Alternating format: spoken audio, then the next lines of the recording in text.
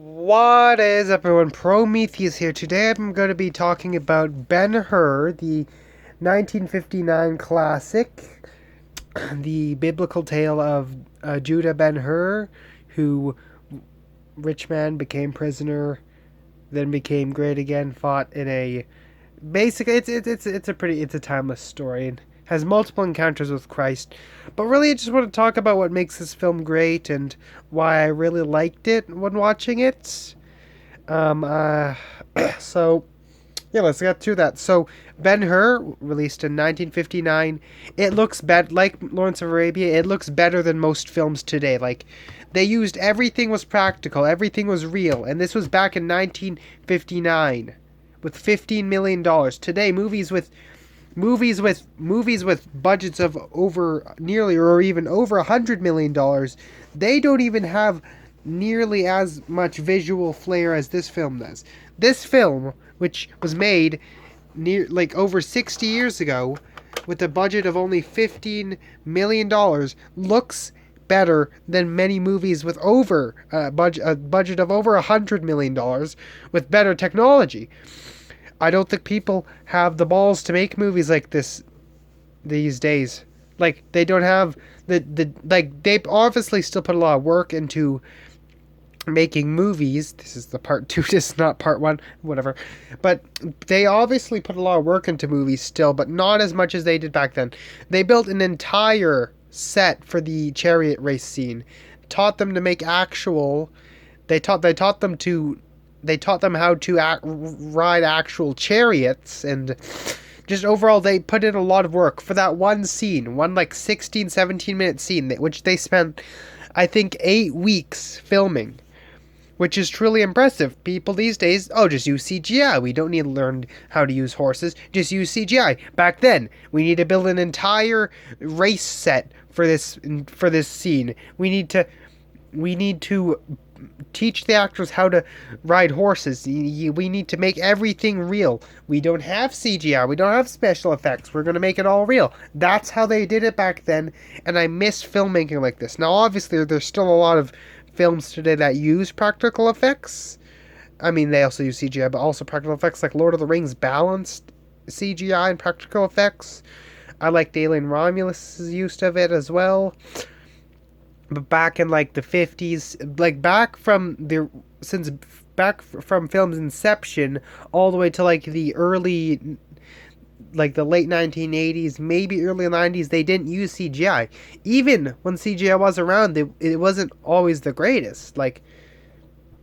And that's why I miss the times when movies just were made. It was all real. Horror movies had practical effects, and then it was actually gross. It was actually effective. Like The Thing, The Fly, The Hellraiser, they were all great. Ben-Hur is probably my favorite, one of my best examples, along with Lawrence of Arabia and another film, that about how they just don't make films like that anymore. Like, I can point to those films and say they don't make films like that no more. Like, I miss the time when they actually worked hard, when they actually, with less, mind you, they had less, yet they managed to make movies that are more than what we have today. Now, I do have a film pitch. I'll make a separate video, but it's a film pitch to make a historical epic like they did back then, using modern day technology. We have better lenses, but using techniques they used back then, and avoiding CGI entirely, using everything practical, and having thousands of actors. Now, Ben-Hur, onto the movie. I think it has a really good story. The events flow together really well. The story was gripping. I liked seeing Judah Ben-Hur kind of come out from his prisoner state all the way to becoming like the adopted son of a high-ranking general, and finally getting back at Masala, only to figure out that his parents, his daughter, I mean, his not daughter, his sister and mother are still alive. Leprosy. I like how Jesus is implemented in the film. He only shows up like 2-3 times, but his effect is like the scene where he gives Ben-Hur water when the Romans are stopping to get water. Then the Roman soldier approaches him to tell him to stop, and then Jesus just stands up. We don't see his face, but he stands up, and you can clearly see like a subtle intimidation, like the soldiers clearly intimidated, which is great. I like how that it just shows that he is the Lord. Like, I'm Catholic, so of course that means a lot to me. But even people who aren't Catholic, like, they could also enjoy this film and what it is. Like, I respect other religions and other people's beliefs, but I think anyone can enjoy this film, despite, regardless of their beliefs, because it's a really just a story, a believable story, with many twists and turns, characters.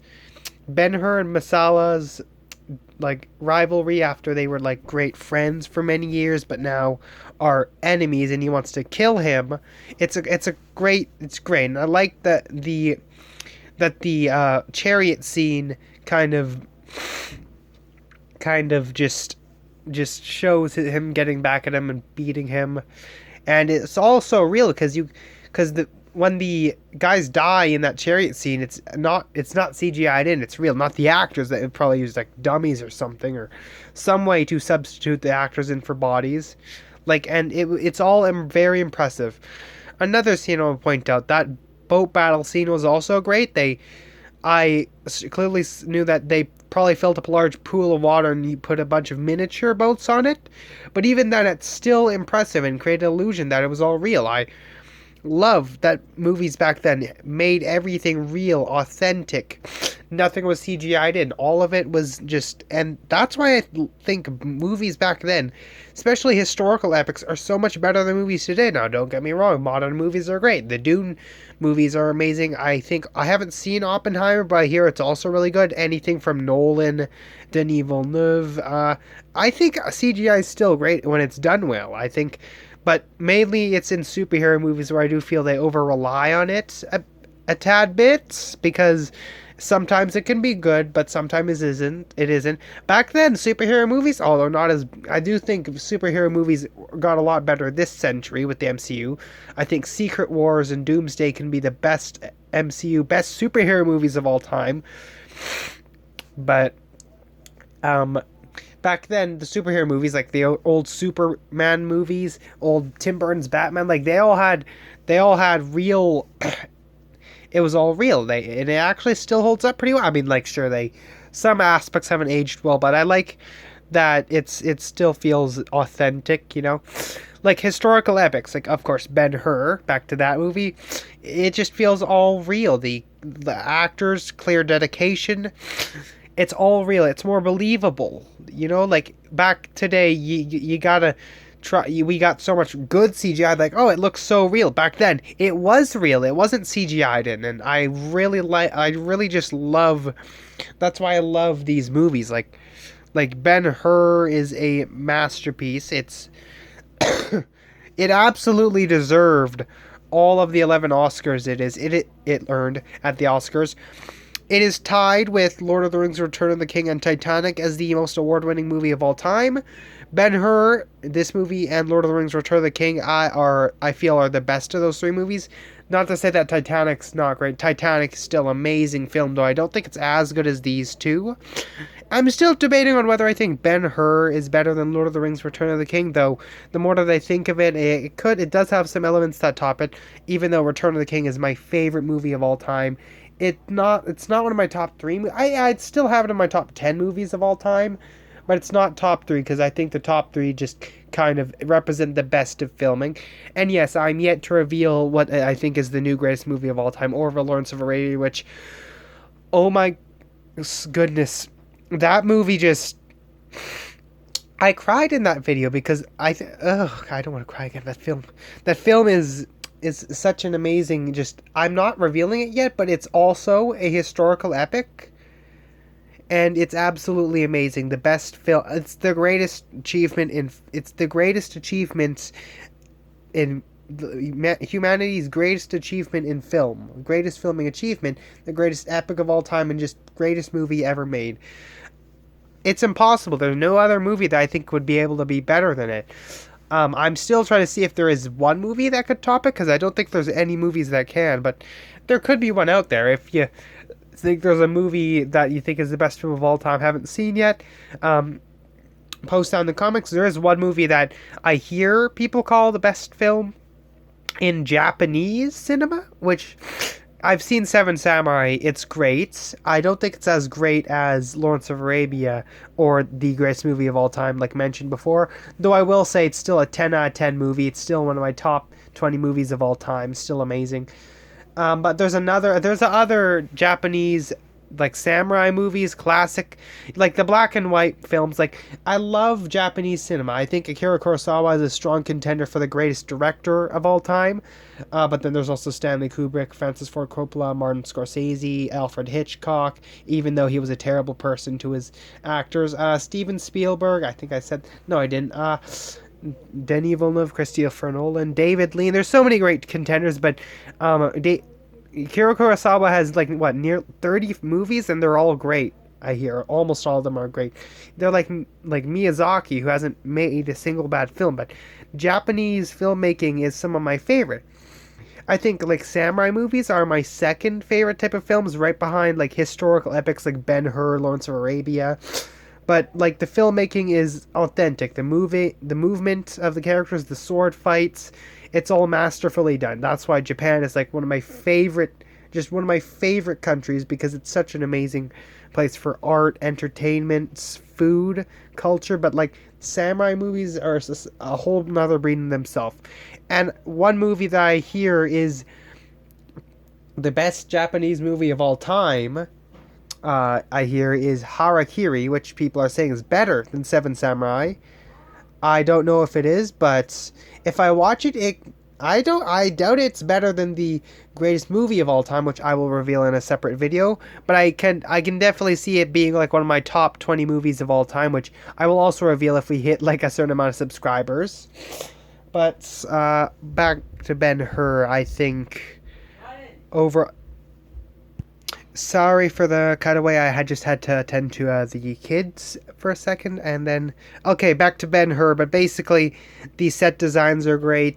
I think the techniques they use are great. They actually had thousands of actors rather than just CGIing all the people. In which, oh wait, they couldn't do it back then. That's why they had less, but they were able to create movies that are much more than the movies that we make today, far greater. They had less, so they had to make do with what they had. It was absolutely amazing. Like I loved every shot, every scene in Ben-Hur. The story is great, the action is great, the characters. I mean, even some of the minor characters have great personality to them. I don't really think I have much to criticize about this movie. What would I criticize? Because I'm kind of a critic. I can look in to see if there's any small nitpicks I have that might. I don't review like out of 10. I review out of 100. Like I can give specific scores like 99, 96. There's only a handful of films I've given 100. I think that number of movies has gotten close to 20 after I've watched all these classics, which I got from my grandmother, and she used to have them. But these classics are it's probably gonna be over 20 movies I'd give a 10 out of 10, which is still a lot, pretty low when compared to other people who have given a lot of films 10 out of 10s. There's less than 5 games I've given a 10 out of 10, but that's for another video. Movies I just opened, like Lawrence of Arabia opened up a whole new love for classic film. Like, I love video games, but I didn't realize how much I love film after watching Lawrence of Arabia, and Ben-Hur only strengthened that love for historical movies, historical epics, and just overall films made back in the day when they had less, but they made something far greater than what we have made today. Don't get me wrong, there's great movies today, some that even don't use CGI. I love modern cinema. I like the MCU, even though they've went downhill since Endgame. I love Denis Villeneuve and Christopher Nolan's movies. Yeah, like, I still think CGI is a well-utilized thing, if done well and if with the right budget. Like, Lord of the Rings, some of its CGI hasn't aged too well, but it still looks fine, especially for the day. Like, the only nitpick I have with Lord of the Rings Return of the King, which I still have a 10 out of 10 score for, is that one scene in the end where they're at Mount Doom, when Gollum latches himself onto invisible Frodo. He kind of he just got just latched onto him while he's invisible. He just looks like he's floating there. It's kind of goofy and kind of takes away from the seriousness of the scene, which I don't think's a real problem with the film since the rest is great, so I don't think I should give it a 99 just for that. So I'll just give it a 100%, which I think it just works. That's not the film I'm talking about though. Ben-Hur is just absolutely amazing in every way. Like they had epics far greater than Lord of the Rings. Sorry about the cutaway. I just had to have another run in. Let's continue. But speaking of Ben-Hur, like the movies that predated Lord of the Rings, the epics, like Lord of the Rings is like a modern day epic. It's not historical. It's a fantasy. Sorry, I had to have another run in. The kids are being annoying today. Okay. So basically, the films that predated Lord of the Rings is kind of like a modern day epic. It's not a historical epic. It's more so like they remind me of the feel of these old, large scale historical epics. Like they're large adventures, large characters, large battles, and the CGI holds up really well. And like, I like that they balance that. Lord of the Rings are my favorite movies of all time. I think they're some of the best movies of all time. I wouldn't rank them. I wouldn't rank Lord of the Rings is one of my top 5 movies of all time. It's not top 3. I think I placed it number 4 on my top 100 of all time. Top 20 of all time. I don't have a top 100. I might do a top 30. Who knows? But yeah, it kind of reminds me of those kind of films, ones that like they put so much work and dedication into Lord of the Rings trilogy. Peter Jackson is an amazing director. Like, he may not have done a perfect job with the Hobbit trilogy or other adaptations, but I still think he's a great director for those 3 movies alone. And if you want to know what I think about the Hobbit trilogy, they were entertaining. They weren't perfect, but I liked them. It's 7 out of 10 trilogy. Lord of the Rings, on the other hand, is like high 90s. Trust me.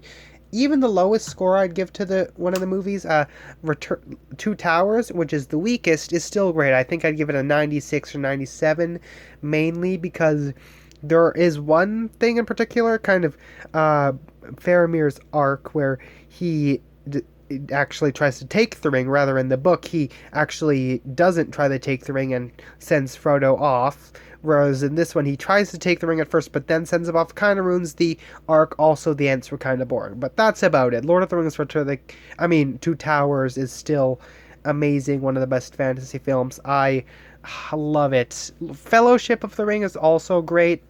I gave that one a 99. With the only problem being, like, the transition between when Gandalf goes to study, like, in the libraries of Minas Tirith while he leaves Frodo with the ring, it makes it seem like a few days has gone by when really it's been 17 years, and that's the only thing I have to complain. And previously I mentioned the only nitpick I have with Return of the King is that one scene in the climax with Gollum. It's kind of goofy, but you know what? I'm not taking away points for that because that's nitpicking, and I don't want to disrespect my favorite movie of all time like that. So yeah, it's really just personal issues. I don't really try to look at the criticisms other people may have with it, rather make my own things that kind of stuck out for me. For Ben-Hur though, like, this is a really solid film.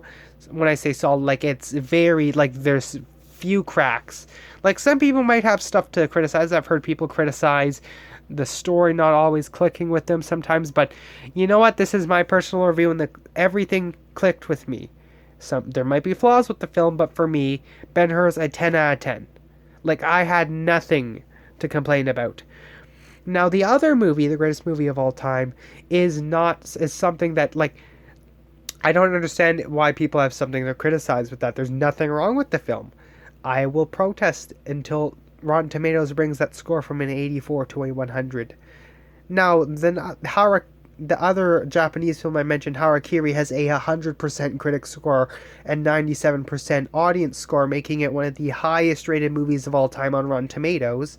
So I could watch that one, see if it's great. I doubt it can measure up to the greatest movie I've ever. I have it over there on the table, but I'm not revealing it just yet because, of course, views or not. I want to see if I can get some subs from that bid so I can get more people to view it, to see what they think. but these film videos have been doing a bit better than the gaming videos. Mayor Dragon also has great taste in film, though he hasn't seen a lot of these 3-4 hour epics because he might not always have the time to do it. That's understandable. I don't always have the time to do it because I'm busy doing other things, but when I watched Ben-Hur with my grandmother, it was a great experience. Uh, yeah, she grew up. She had this film when she was younger as well. She loved it. This film deserved every Oscar, which, yeah, I'm surprised the Oscars have been around for so long. Like when I was a kid, I used to think, oh, the Oscars must be something not too old. Turns out they've been around since like the 1920s. Oh, by the way, I've checked out a few films in the 1920s. There's a movie, Napoleon. I forgot, Abel Gance's. I don't know what his name was.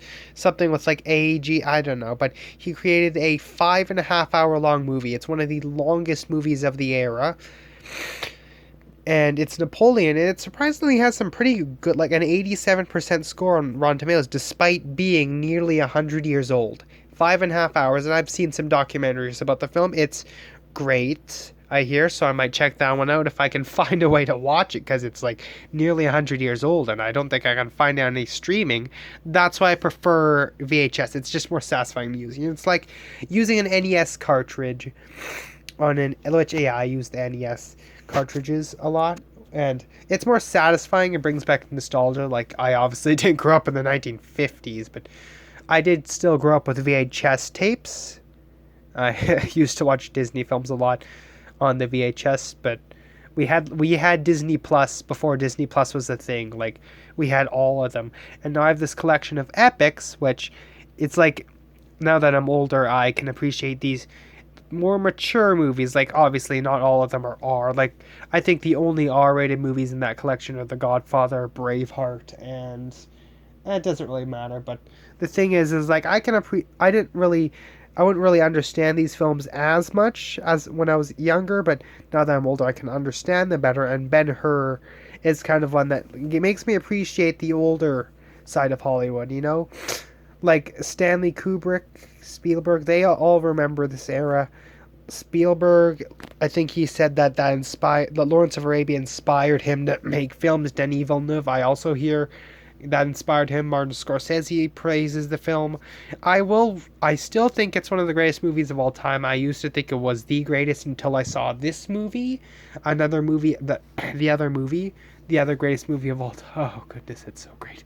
But it's it Lawrence of Arabia is still second to me. I have Godfather Part 1 and 2 in third and fourth place, though I think they're both near equally good, if not Part 2 is a tad bit better because of a even grander story scope and just how it's kind of like two movies in one.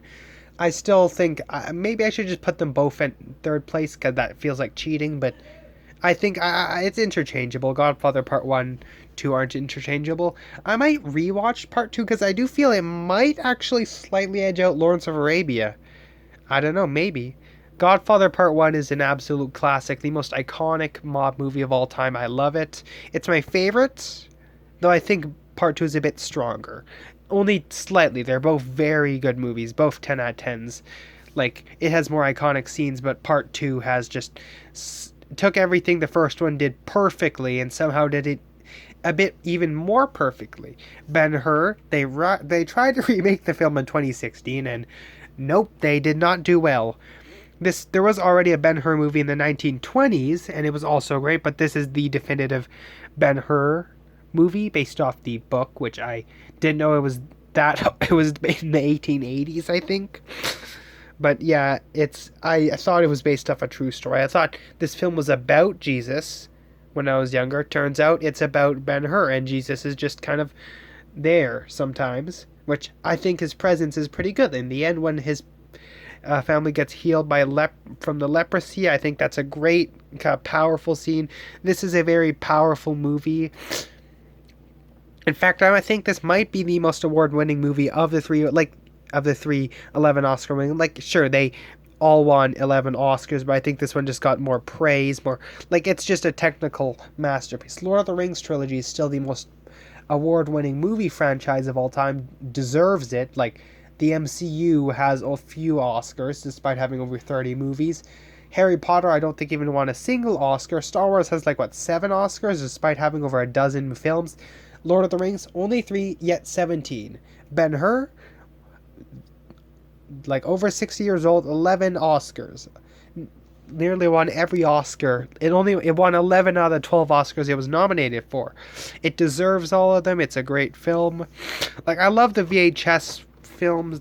It's just brings back, like, it's like, look, it's a blockbuster film, by far the most stirring, respectable Bible fiction pictures of all time. Like, it's great. Look at this box. Like, DVD boxes have nothing on the VHS. Classic VHS. And we got the part 1, part 2. I got the FBI thingy. 3.5 hours long, but it was a breeze to get through. And then over there, over there we got the game and the VHS player. Over there. Great. We also got the, yeah. And then I have the film Hidden, the other great film of all time, Hidden.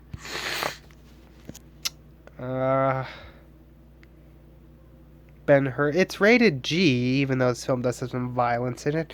Some films back then, they were rated G, but they had violence in them. Like, Gone with the Wind has some scenes of violence. This film has scenes of violence. It's rated G.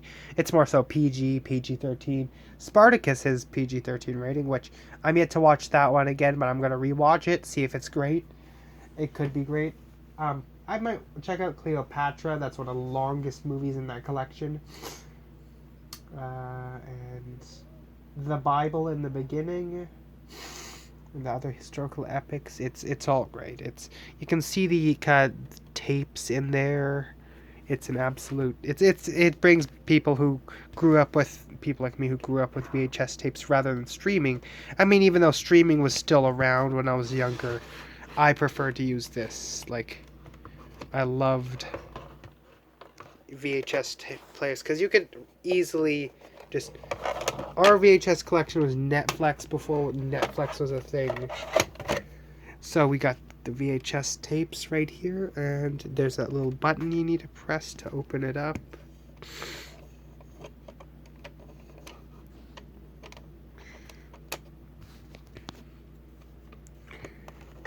Oh, crap. Careful. Oh, shoot. Shoot. So right here we got the tape player. Give me a second. I'm gonna kind of fix that for a sec. Don't want to hurt this thing. Yeah, there we go. Fixed. Yep. 3 hours, 31 minutes. Great film. Yeah, this is just... I love Ben-Hur. It's my favorite, well, second favorite biblical movie of all time. I don't know where to rank on my favorite films of all time. I probably ranked it like number 13 on my top 20 films of all time, which I will reveal soon sometime, but my number 1 film of all time, my new one after Lawrence of Arabia, because it's better somehow, because Lawrence of Arabia is absolutely just magnificent.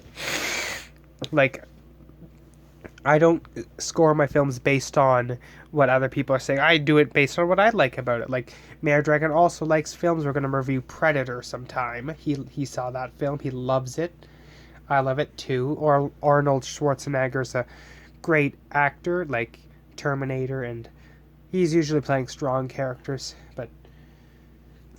And then back then, like, Charlton Heston actually kind of reminded me of Arnold Schwarzenegger because he was strong, but I think he kind of looked a bit like Bryan Cranston. Like, he acted, he was the father from Malcolm in the Middle, Hal, and he also acted the bald glasses guy from, what was his name? What was his name? Tony. He acted the, no, not Tony. I don't know. I haven't seen the show, but I'm more familiar with him from Malcolm in the Middle. But he kind of looked like him with the hair and stuff, and looked like an old version of him. Like, Ben-Hur, like some of the actors reminded me of other actors today. Ben-Hur won Best Picture, 1959. Can't believe it's that old. Like Lawrence of Arabia feels like it was made in the 90s, which yeah, still older, but it feels like more like a 90s film since it still has it's really a noun. It's just like I wouldn't be surprised if they just like movie theaters need to be bringing these movies back to the theaters and they can attract an older audience and younger audiences that want to kind of just want to see the old timey films. Like they should put Lawrence of Arabia. I think they did put Lawrence of Arabia back in theaters in earlier August of this year. They should probably bring back Ben-Hur. They did The Godfather. Like just bring back old historical epics. It's a spectacle. And oh yeah, the greatest movie of all time. They should also bring back to theaters, and they should just be playing that once a month because people need to see that film again and again. It's a film I can rewatch more times than Lord of the Rings trilogy. That's saying a lot, because Lord of the Rings trilogy is my favorite, well, second favorite now because of the best movie of all time. This is definitive because I've seen the greatest movies of all time. This film dwarfs them. I don't know if Harakiri could even beat this film because I hear Harakiri is a timeless masterpiece, best samurai film. Like being better than Seven Samurai is a lot to say, but I'm gonna make that judgment when I see the film. But for now, Ben-Hur is a 10 out of 10. It's 5 stars, 10 out of 10, 100% great film. Some people might have problems with it, but I didn't have any problems with the film whatsoever, and I love it. You haven't seen it, you shame on you. You owe yourself to see it. You haven't seen Lawrence of Arabia. You haven't seen any of these classic films. Watch it, and you'll come to appreciate film more. Well, that was my it's just me ranting about Ben-Hur and classic cinema for 32 minutes. But thank you for watching, and I will see you in the next one. Prometheus out.